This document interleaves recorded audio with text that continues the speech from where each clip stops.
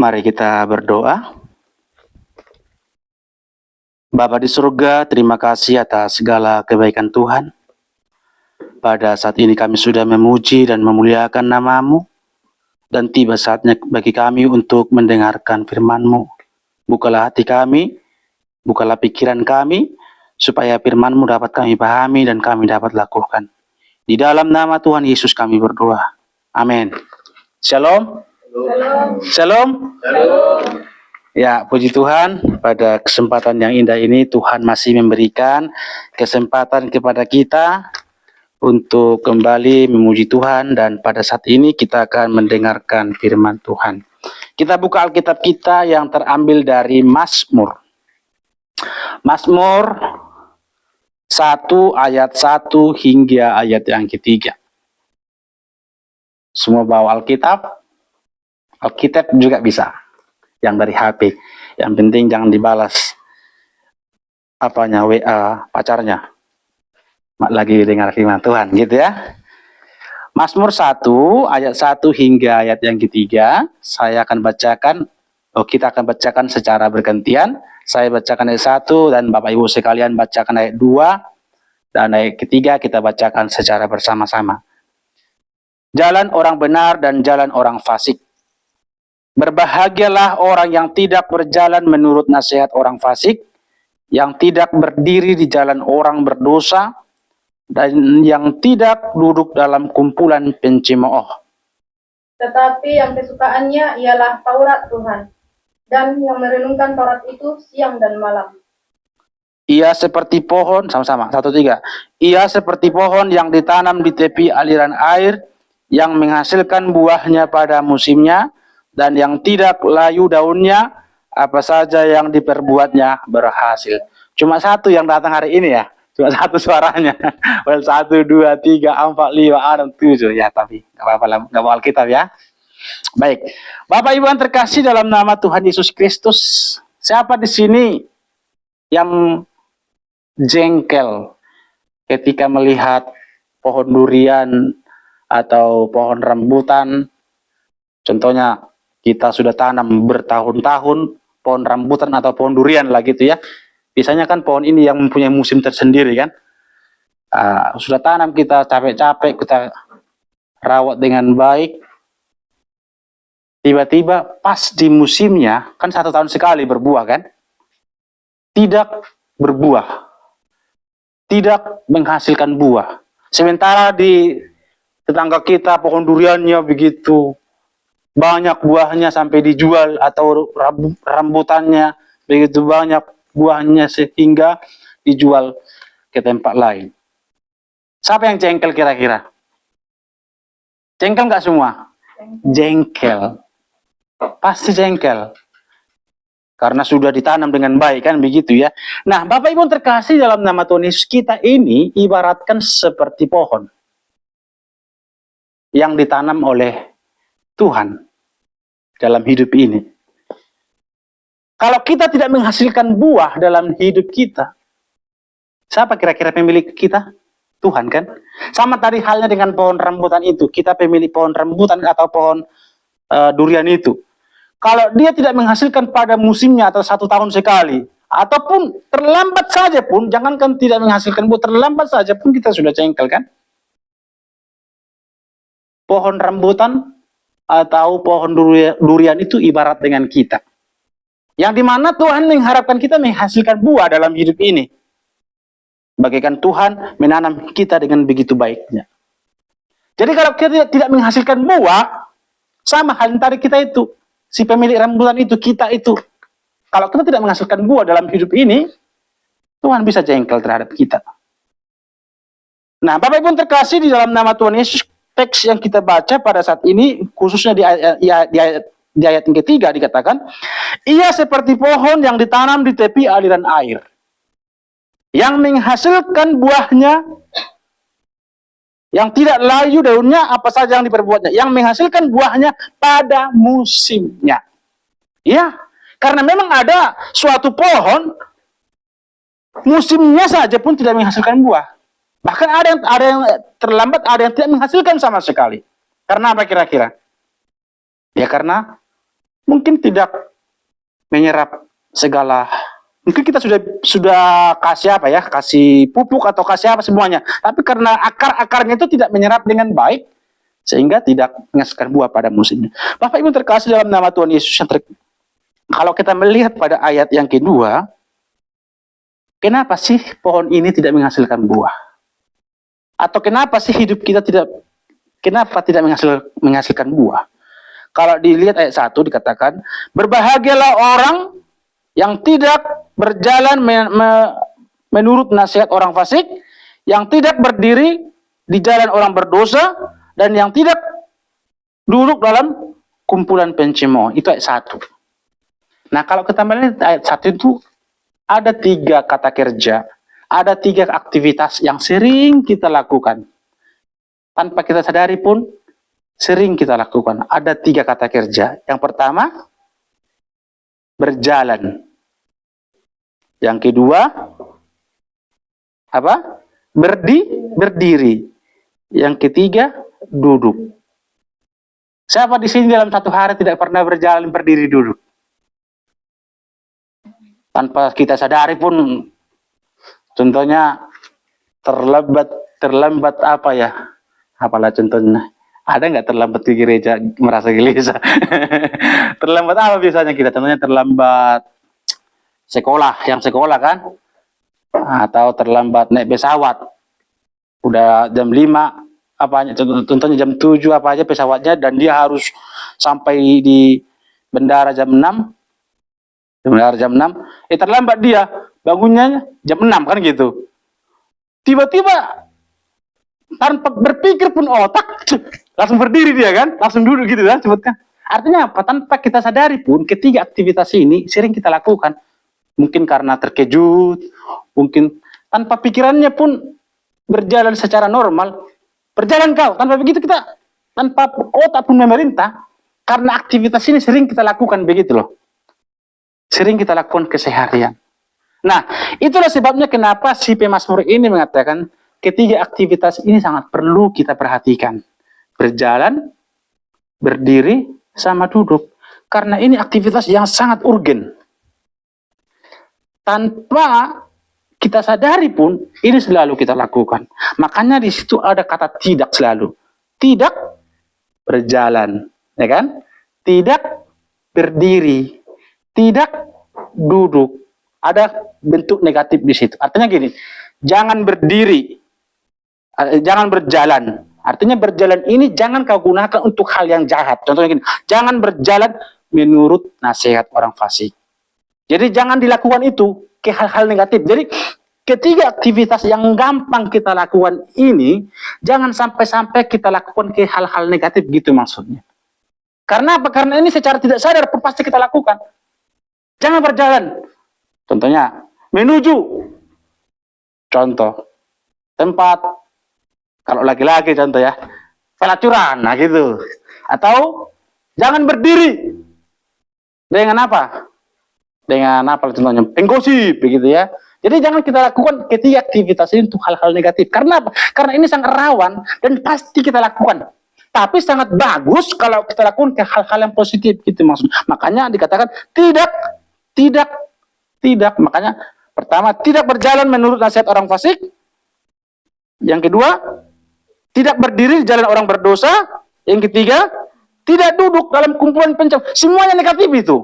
Makanya tidak dilakukan. Tidak.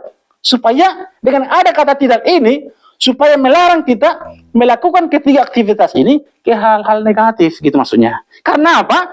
Karena ini sangat sering kita lakukan.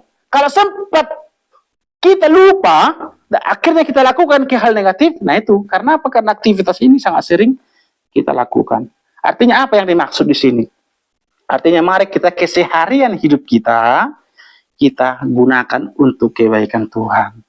Mari setiap sehari 24 jam ya. Mari selama 24 jam seluruh global hidup kita gunakan untuk Tuhan. Nah, itulah maksudnya.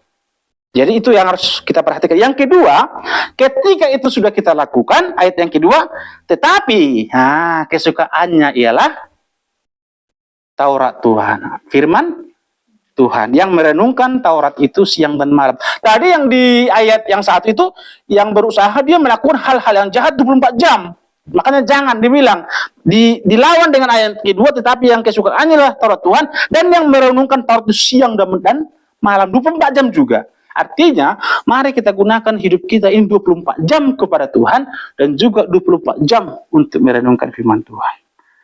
Kalau kita lakukan itu, apa hasilnya? Ayat yang ketiga. Sama seperti ini, 1 tambah 1, hasilnya apa? Begitu. -1 tambah -1, hasilnya apa? Nah, di sini, ayat 1 sudah dikasih tahu ya. Jangan ini, jangan ini, jangan ini. Yang ketiga, tetapi ini. Hasilnya, ia seperti pohon yang ditanam di tepi aliran air, yang menghasilkan buahnya pada musimnya, dan yang tidak layu daunnya, apa saja yang diperbuatnya berhasil. Artinya, Bapak Ibu, kalau kita melakukan ayat 1 dan juga ayat yang kedua, kita pasti menjadi orang yang berhasil. Amin. Berhasil itu apa? Banyak hal. Banyak hal berhasil itu. Bisa dalam hal karir. Ya, Pak Bos. Ya.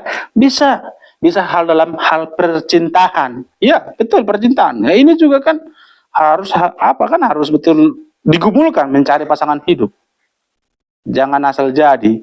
Kalau zaman sekarang kan di media sosial masih belum pernah ketemuan di media sosial, tadi TikTok entah di apa kan, itu udah sayang-sayangan kan, sayang. Makanya waktu saya melayani sebuah gereja, saya sebagai gembalanya waktu itu, ada orang konseling, semacam bukan konseling sih, cuma melapor aja, seorang pemudi. Kalau kebetulan kan gereja Cina waktu itu, Lause gitu ya, Lause itu semacam om gitulah, Lause. Saya ketemu cowok, katanya kan karena cewek ini ya. Cowok di mana? Saya bilang gitu. Di media sosial waktu itu belum zaman TikTok kan, di Facebook katanya, Messenger katanya gitu ya. Oh, terus gimana? Kami sudah panggilan sayang-sayang, hani-hani, lose katanya gitu kan. Oh gitu, terus rencananya apa? Ketemu di media sosial ya, di Facebook ya. Iya, sayang-sayangan di media sosial ya. Iya, rencanamu apa? Bilang gitu. Ya mau mau nikah lose katanya gitu. Ya udah, kalau kau ketemunya di Facebook, sayangannya di Facebook, ya udah nikah aja di Facebook sekalian, saya bilang begitu. Karena belum ketemu udah sayang-sayangan begitu kan. Nah, artinya ya berhasil di percintaan juga sangat penting. Karena apa? Karena kan percintaan atau nanti kalau membangun rumah tangga, itu kita dalam kekristenan itu tidak bisa cerai loh. Gak bisa cerai. Ya, gak boleh cerai. Kecuali maut yang memisahkan. Artinya kalau dalam bahasa sederhana gini, kau lihat pun nanti itu aja nanti cewek yang kau lihat bagi cowok. Bagi cewek itu aja cowok yang nanti yang sering kau lihat. Kau lihat kalau bahasa Batak biluknya gitu ya, pun kau lihat harus tai kalau bahasa Indonesianya tai, matanya pun kau lihat itu harus kau syukur, entah gimana pun gitu, harus kau terima apa adanya. Karena dua-dua udah kau terima dia. Karena di janji pernikahan kan, aku akan terima dia seumur hidup, baik susah senang dia, harus begitu. Ingat ikrar janji pemberkatan nikah itu. Jadi nggak boleh. Makanya sebelum masuk ke hari hanya itu gitu, maksudnya kepada tahap itu, kita juga harus berhasil di sini, berdoa dengan melakukan ayat 1 dan ayat 2. Jadi berhasil itu banyak hal tadi ya. Karir bisa, usaha bisa, percintaan bisa, kuliah bisa, masa depan juga banyak hal. Yang sekolah SD juga bisa. Ya kan? Banyak hal yang harus kita lakukan, banyak hal yang dimaksud dengan kata berhasil ini. Tentunya kalau saya kira-kira berhasil apa yang dimaksud bagi saya? Tentu bukan lagi percintaan kan? Begitu kan? Saya sudah mendapatkan yang perfect lah bagi saya kan, dari sudut pandang saya. Nah, nanti yang mau menikah juga begitu, harus perfect itu pasangannya. Jangan dianggap lagi masih belum perfect, kira-kira berarti masih membutuhkan yang lain gitu ya. Harus perfect. Perfect dari sudut pandangmu. Si laki-laki melihat istrinya nanti ya perfect itu sudah. Sudut pandang dia mungkin juga perempuan, perfect itu. Kalau belum perfect, jangan nanti kamu mencari yang lain kan gitu jadinya kan. Jadi harus betul. Sebelum ke sana harus digumulkan dengan baik ya. Banyak. Kalau saya secara pribadi apa yang ingin saya keberhasilan yang saya minta? Saya cuma pengen satu aja. Saya pengen mendirikan gereja di sini. Itu aja, nggak ada yang lain. Kalaupun ditambahkan Tuhan ya, membuat usaha lah gitu. Itu nomor 2-nya untuk mendukung pelayanan, karena saya berkomitmen ya tidak akan meminta sepeser pun sampai ya gedung gereja nanti tidak akan meminta sepeser pun dari gereja, karena makanya saya harus membangun bisnis sendiri juga kan begitu. Justru saya harus memberikan kepada gereja. Makanya sekarang kan saya sudah mulai kan pelan-pelan, termasuk kue-kue itu uang pribadi kan. Kue itu kalau apa ini beras ini kan uang kita bersama kan begitu. Kalau kue-kue saya kira itu apa daripada saya kasih kepada sekolah minggu itu ya udah mulai saya pelan-pelan dan gitu berkorban karena saya ingin menjadi berkat di gereja ini. Termasuk membuat ini uang siapa? Uang pribadi saya. Ada juga bantuan dari luar negeri sih. Ada teman saya dari luar negeri yang bisa bantu sekitar berapa itu kemarin. Ya itulah maksud saya ingin menjadi berkat. Kalau saya sudah berhasil mendirikan gereja ini, ya saya sangat senang. Dan makanya saya berkomitmen dalam diri saya tidak hanya sekedar menambahkan gereja di Palangkaraya ini, tetapi saya harus memiliki warna tersendiri. Makanya bagi saya nanti ke depan kalau Tuhan izinkan harus, nggak apa-apa, sedikit pun tidak apa-apa, ya 10 kakak cukup sudah. Tapi saya bisa mendidik dan mempertanggungjawabkannya di hadapan Tuhan. Makanya saya harus belajar mengajar dengan baik, mengajar mereka jemaat itu dengan baik. Bagaimana mengenal Yesus dengan baik. Karena apa? Karena banyak di luar sana gampang-gampang masuk agama sebelah. Karena apa? Karena nggak dididik dengan baik. Padahal sudah ribuan tadi jemaatnya itu kan. Ya namanya sudah ribuan, bagaimana diperhatikan satu-satu kan? Makanya kalau Tuhan percayakan 10 kakak saja, saya sudah sangat senang. Saya akan mendidik ini dan mempertanggungjawabkannya di hadapan Tuhan. Makanya saya kan gembala kan gitu kan. Gembala itu harus bisa mempertanggungjawabkannya di Gembala Agung itu, membawanya. Makanya saya harus serius di situ. Makanya sekalipun kecil gereja ini dan cuma di hutan saja, saya harus tetap berkomitmen. 10 kakak saja sudah cukup bagi saya. Makanya saya tidak perlu besar-besar gereja. Yang penting saya bisa bertanggung jawab di hadapan Tuhan. Itu kerinduan saya. Bisa dididik secara doktrin ajaran dan tahu penginjilan yang benar. Karena saya memiliki pendeta mentor yang melakukan begitu. Nah itulah kalau saya diminta keberhasilan yang saya butuh ya itu. Nah mungkin teman-teman sekalian masih memiliki kerinduan yang lain kan, ada keberhasilan tadi percintaan, ada keberhasilan dalam hal sukses, pekerjaan, persekolahan, perkuliahan dan sebagainya. Nah satu hal yang harus kita lakukan ayat 1 sampai 2 saja. Mari kita lakukan dengan global hidup kita seutuhnya hanya untuk Tuhan. Yang kedua, mari kita merenungkan firman Tuhan itu siang dan malam. Maksudnya bukan merenungkan firman Tuhan itu siang dan malam, ngeret minyak pun, baca Yohanes 3:16, kasih voucher kasih pulsa bukan gitu maksudnya. Bisa ketumpur nanti bos kita ini.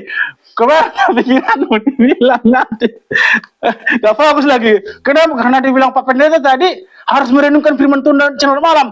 Kasih pun voucher nanti, kasih bensin pun nanti sampai baru sampai tumpah pun ke sana, tumpah. Karena apa? Karena fokus ini Yohanes 3:16. Mas Yohanes 3 kasih ini apanya? Itu baginya bisa marah nanti mas kita kan gitu ya. Bukan itu maksudnya ya.